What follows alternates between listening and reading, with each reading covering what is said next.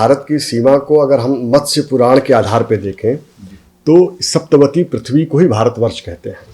जो बाकी जो चीज़ हमें नहीं दिखती है, जो वस्तुएं हमें नहीं दिखती है, वो सूक्ष्म रूप से होती हैं। पुराणों में उनका वर्णन है। भारतवर्ष का ही अर्थ पूरी जम्बूद्वीप की जो पृथ्वी जो समुद्र से, खारे समुद्र से घिरी हुई है। और जब हम संकल्प पढ़ते हैं तो भारतवर्ष से भारत खंडे, जो भारत खंड है वो अटक से कटक या कन्याकुमारी से कैलाश तक कह सकते हैं उसको, जो आज का भारत खंड है। भारतवर्ष भरतखंडे, तो ये इस संकल्प पढ़ाया जाता है। तो भारतवर्ष बहुत हम उसको खंडित करते करते करते करते हम छोटे होते चले जा रहे हैं। हमारी दृष्टि बदल गई। हमने कहा कि उस अमुक प्रांत का भला होगा तो भारत का भला होगा। हमने भारत का भला होगा इसलिए अमुक प्रांत का भला हो, यह सोचना बंद कर दिया। हमने अपनी दृष्टि बदल दी। हम जैसे ही सोचते कि भारतवर्ष का भला होगा इसलिए अमुक प्रांत का भला होगा, तो हमारी समस्याएं समाप्त हो जाती हैं। हमने भारत के जो टुकड़े करे हैं, क्या वो प्रशासनिक आधार पे किए हैं?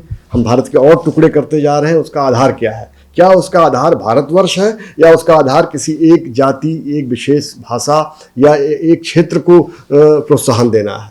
तो हमारा जो अप्रोच था भारतवर्ष के लिए वो बदलता चला गया। राजनीति हमेशा आगे की ओर देखती है।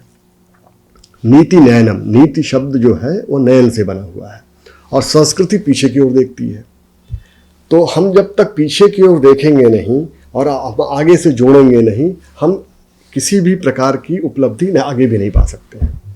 तो राजनीति जो हो रही है आज के युग में वो पॉलिटिक्स बन गई है, क्योंकि ना तो रंजन कर रहे हैं ना हम उसको देख रहे हैं।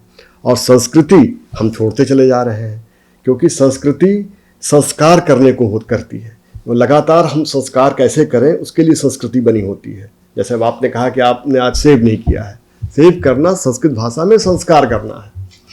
हाँ, आपने संस्कार नहीं किया है तो और संस्कार नहीं किया है तो आपका विकार होगा। दो ही वस्तुएं हो सकती हैं, या तो आप संस्कारित हो रहे हैं या विकारित हो रहे हैं।